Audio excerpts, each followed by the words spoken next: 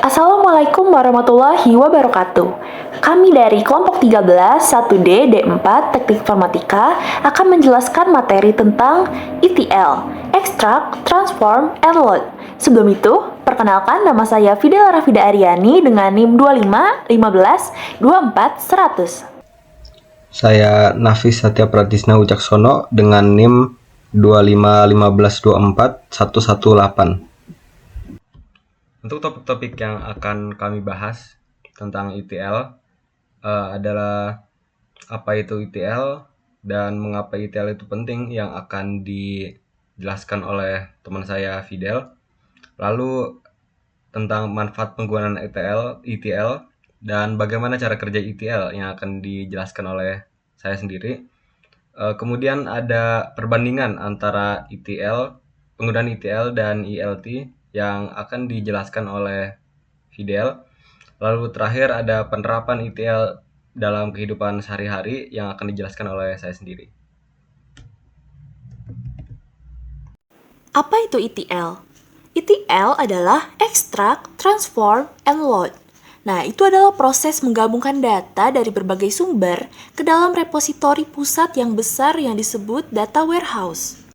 Data warehouse itu sendiri adalah tempat penyimpanan data yang besar dan terpusat dari berbagai sumber dalam sebuah organisasi atau perusahaan. Bayangkan seperti gudang yang besar yang menyimpan semua data penting, misalnya seperti data penjualan, data pelanggan, data keuangan, dan sebagainya yang sudah dikumpulkan, diatur, dan disimpan dengan rapi supaya bisa dipakai untuk analisis dan pengambilan keputusan. Bedanya dengan database biasa, data warehouse didesain khusus untuk mengumpulkan data historis dari waktu ke waktu dan mendukung analisis yang kompleks serta laporan bisnis. Jadi, data di sana sudah disusun supaya mudah diakses dan dianalisis oleh manajemen atau tim bisnis untuk membantu membuat keputusan yang tepat dan cepat. Singkatnya, data warehouse itu gudang data yang membantu perusahaan mengumpulkan, menyimpan, dan mengelola data dari berbagai sumber dalam satu tempat supaya data tersebut bisa dianalisis dengan efektif untuk keperluan bisnis. ETL bisa memenuhi kebutuhan intelijensi bisnis tertentu melalui analitik data seperti memprediksi hasil keputusan bisnis, menghasilkan laporan dan dashboard, mengurangi inefisiensi operasional, dan masih banyak lagi. Setelah itu ada istilah pipeline. Pipeline adalah rangkaian proses otomatis yang mengatur alur perpindahan dan pengolahan data dari satu tahap ke tahap berikutnya secara terstruktur. Dalam konsep ETL, pipeline berperan sebagai sistem yang memastikan setiap langkah, mulai dari pengambilan data atau ekstrak, transformasi data atau transform, hingga pemuatan ke sistem penyimpanan atau load, itu tuh berjalan sesuai urutan yang benar.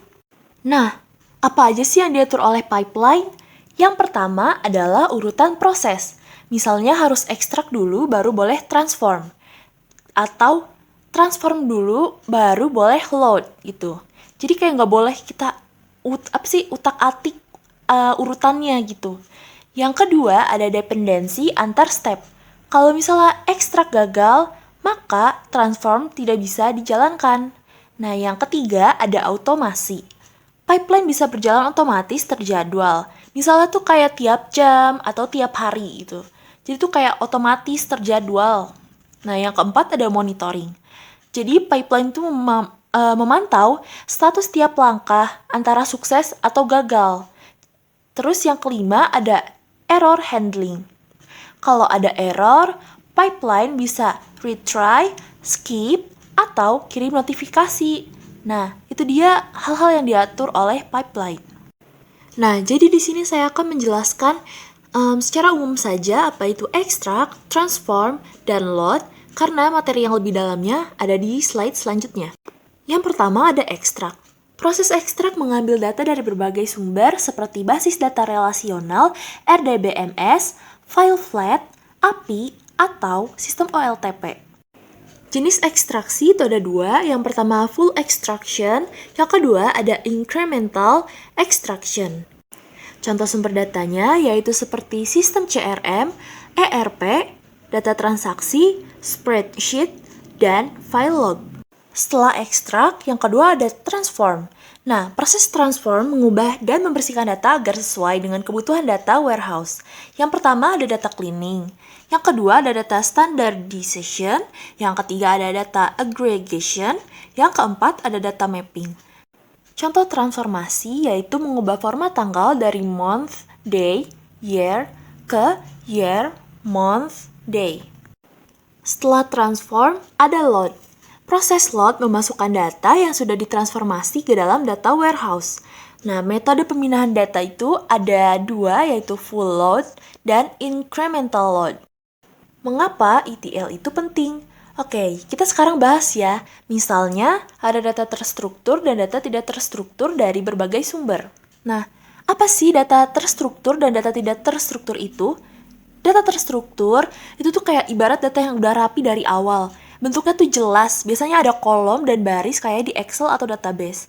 Misalnya ada pelanggan yang isinya nama, umur, alamat, dan nomor telepon. Karena formatnya tuh udah teratur, data kayak gini tuh gampang banget buat diambil, diolah, dan dianalisis. Nah, sementara data tidak terstruktur itu kebalikannya dari data terstruktur. Jadi data itu masih acak dan belum punya bentuk tetap. Contohnya tuh kayak isi chat, komen media sosial, foto, video, atau file PDF. Nah, data kayak gini tuh gak bisa langsung dimasukin ke tabel. Jadi biasanya harus diolah dulu biar bisa dipakai. Misalnya, teks dari komentar diambil dulu, dibersihkan, baru dimasukkan ke sistem. Nah, contoh data dari berbagai sumbernya yaitu yang pertama, data pelanggan dari pembayaran online dan sistem manajemen hubungan pelanggan, CRM. Yang kedua ada inventaris dan data operasi dari sistem vendor. Yang ketiga ada data sensor dari perangkat internet untuk segala, IoT. Yang keempat ada data pemasaran dari media sosial dan umpan balik pelanggan. Yang keempat, data karyawan dari sistem sumber daya manusia internal. Nah, itu kan sumbernya kan beda-beda. Nah, dengan menerapkan proses extract, transform, and load atau ETL, set data mentah individual dapat disiapkan dalam format dan struktur yang lebih dapat dikonsumsi untuk tujuan analitik, sehingga menghasilkan wawasan yang lebih bermakna. Misalnya, pengecer online dapat menganalisis data dari titik penjualan untuk memperkirakan permintaan dan mengelola inventaris. Tim pemasaran dapat mengintegrasikan data CRM dengan umpan balik pelanggan di media sosial untuk mempelajari perilaku konsumen. Kemudian, apa manfaat dari penggunaan ETL? Dengan menggunakan ETL, selain pengolahan data yang lebih rapi dan teliti, karena adanya tahap ekstrak yang memindahkan data-data dari berbagai sumber ke satu tempat, data-data yang dikumpulkan juga difilter lalu dibersihkan terlebih dahulu sebelum kemudian mereka distandarisasikan supaya data-data yang diambil dari berbagai sumber itu dapat dengan lebih mudah diolah karena setelah distandarisasikan format mereka semua jadi sama. Data-data yang diolah juga kemudian dapat dianonimkan dan dienkripsikan sebelum dipindahkan ke dalam warehouse yang aman. Jadi misalnya kita ingin mengolah data-data pribadi dari nasabah seperti andai kata info KTP atau nomor rekening, data-data tersebut bisa dianonimkan atau disembunyikan supaya tidak terang-terangan bisa dilihat oleh semua orang. Sama juga untuk warehouse penyimpanan datanya. Jadi di warehouse itu kita bisa memasang access control. Jadi bukan sembarang orang yang bisa melihat atau mencek data yang disimpan di dalam warehouse itu.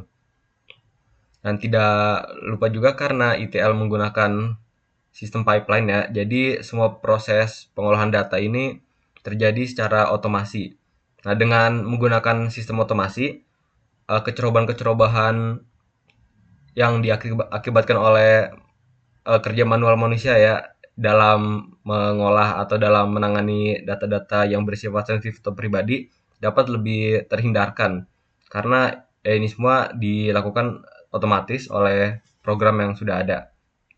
Nah, dengan itu fitur-fitur inilah yang membuat ETL sangat cocok untuk mengolah data-data yang bersifat sensitif. Jadi di sini saya akan menjelaskan bagaimana cara kerja ETL. Dari yang sudah diketahui, ETL berarti extract, transform, dan load. Untuk proses pertamanya yaitu extract. Extract adalah proses di mana dengan koneksi yang sudah terbuat antara sumber-sumber data dan ETL tool ini, data-data dari sumber data ini diekstrak dalam wujud inisial mereka yang beragam, beraneka ragam, tidak sama semua. Lalu data-data yang beragam ini dikumpulkan lalu disimpan dalam sebuah tempat penyimpanan sementara atau biasa disebut juga dengan staging area. Nah, staging area ini biasanya berbentuk server ya. Jadi sumber-sumber data ini sangat beraneka ragam ya, bisa dari flat files, API, social media platform, web analytic, dan tidak dari sini juga bisa dari berbagai macam sumber juga seperti SQL, JSON, atau CSV.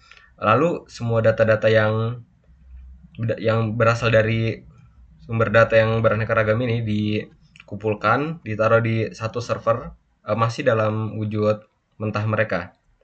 Kemudian proses selanjutnya, proses transform, di mana data-data yang sudah tersimpan di staging area ini staging areanya, data-datanya kemudian dibersihkan seperti proses-proses formatting, di mana data-data yang berbeda-beda seperti tanggal, alamat, atau nomor telepon distandarisasikan formatnya menjadi satu format data yang sama yang bisa dengan mudah dibaca dan diproses nantinya.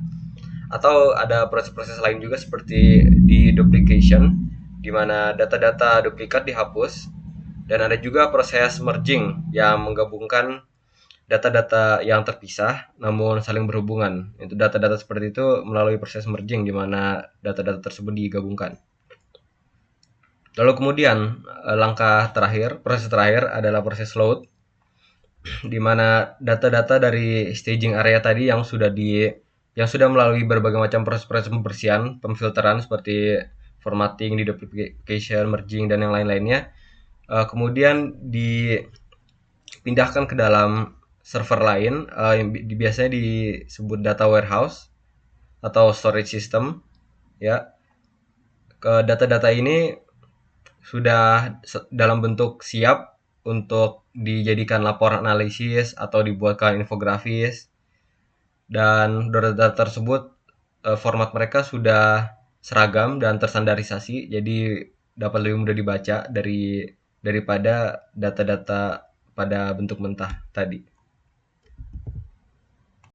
ETL atau Extract Transform Load dan ELT atau Extract Load Transform merupakan dua pendekatan yang umum digunakan dalam proses integrasi dan pengolahan data. Keduanya memiliki tujuan yang sama, yaitu memindahkan data dari berbagai sumber menuju sistem penyimpanan pusat seperti data warehouse, namun perbedaan utamanya terletak pada urutan dan lokasi proses transformasi data. Pada metode ETL, data terlebih dahulu diekstraksi dari berbagai sumber seperti database, file, atau API.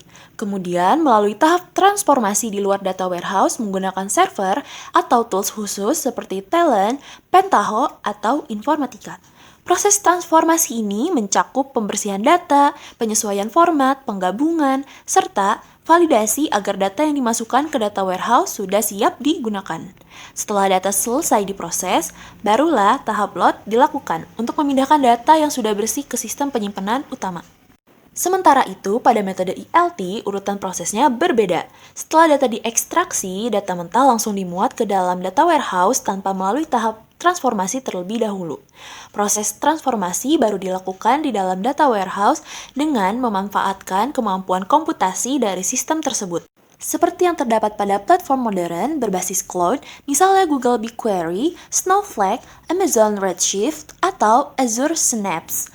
Dengan cara ini, ELT memungkinkan proses yang lebih cepat karena memanfaatkan daya oleh sistem data warehouse secara langsung dan tidak memerlukan server tambahan. Perbedaan mendasar antara ETL dan ELT juga dapat dilihat dari jenis data yang dikelola. ETL lebih sesuai untuk data yang terstruktur dan berukuran relatif kecil hingga menengah, seperti data transaksi, data pelanggan, atau laporan keuangan. Hal ini karena proses transformasi yang dilakukan di luar sistem lebih cocok untuk memastikan kualitas dan konsistensi data sebelum disimpan. Sebaliknya, ELT lebih efektif digunakan untuk data dalam jumlah besar dan bersifat semi terstruktur atau tidak terstruktur, seperti data dari media sosial, file log, data sensor, atau file JSON. Dengan kemampuan komputasi data warehouse modern yang bersifat paralel dan dapat diskalakan, ELT mampu memproses data berukuran besar dengan lebih efisien. Dari segi efisiensi, ELT umumnya lebih unggul dalam hal kecepatan dan fleksibilitas. Karena proses transformasi dilakukan setelah data dimuat, analisis dapat dilakukan terhadap data mentah tanpa perlu menunggu proses pembersihan awal.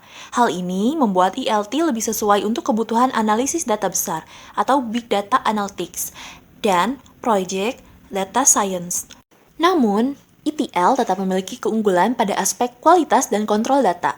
Sebab data yang masuk ke data warehouse sudah melalui tahap verifikasi dan pembersihan terlebih dahulu. Dari segi infrastruktur, ETL membutuhkan server tambahan untuk melakukan proses transformasi, sehingga biaya implementasi dan perawatannya cenderung lebih tinggi. Sebaliknya, ELT tidak memerlukan server tambahan karena seluruh proses dijalankan dalam data warehouse.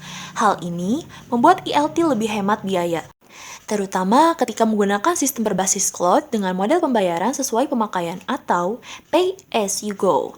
Meskipun demikian, ELT memiliki potensi resiko keamanan yang lebih tinggi karena menyimpan data mentah di dalam sistem utama, sehingga perlu pengaturan keamanan yang baik agar data sensitif tetap terlindungi. Kalau dilihat dari penggunaannya, ETL lebih cocok buat perusahaan yang butuh data bersih dan terkontrol, misalnya di bidang keuangan, perbankan, atau kesehatan, di mana kualitas data sangat penting. Sedangkan ELT lebih pas buat perusahaan yang berurusan dengan data besar dan butuh proses cepat, seperti perusahaan teknologi, e-commerce, atau media sosial. Jadi, antara ETL atau ELT, dua-duanya tuh punya kelebihan masing-masing. ETL unggul dalam hal kualitas dan keteraturan data, sedangkan ELT lebih kuat di kecepatan, fleksibilitas, dan efisiensi. Apalagi di era sekarang yang serba cloud. Karena itu, banyak perusahaan modern lebih memilih pakai ELT. Tetapi, ETL tetap relevan buat sistem yang butuh data rapi dan terstruktur dari awal. Jadi, pemilihan metode tergantung kebutuhan, jenis data, dan teknologi yang dipakai. Berikut adalah penerapan ETL dalam kehidupan sehari-hari kita. Yang pertama adalah perbankan ya. Dalam perbankan, data-data seperti transaksi ATM, mobile banking, dan penarikan atau pemasukan uang, data-data itu dilacak dan kemudian akan dikumpulkan yang pada akhirnya juga akan diubah menjadi laporan ataupun untuk data keamanan nasabah. Kemudian ada sekolah dan kampus ya, yang mana data-data ini biasanya berwujud nilai-nilai murid atau absensi-absensi murid, yang data-data ini akan dipakai untuk menyusun rapor juga pada akhirnya kan. Kemudian adalah rumah sakit, di mana data-data yang diolah dari rumah sakit biasanya berwujud resep-resep obat atau diagnosis atau hasil check up dari pasien, yang kemudian akan data-data ini disimpan dan diproses agar dokter-dokter mudah untuk memeriksa riwayat pasiennya. Lalu terakhir ada e-commerce, yang mana data-data ini biasanya berbentuk transaksi pembelian, data pelanggan, stok barang, atau sistem pembayaran, yang data-data ini lalu diolah dan diproses agar pada akhirnya bisa dianalisa oleh e-commerce-nya untuk mengetahui produk-produk mana yang paling laris dari toko-toko yang mana, atau untuk mencari tahu pelanggan yang aktif dalam berbelanja di platform e-commerce mereka.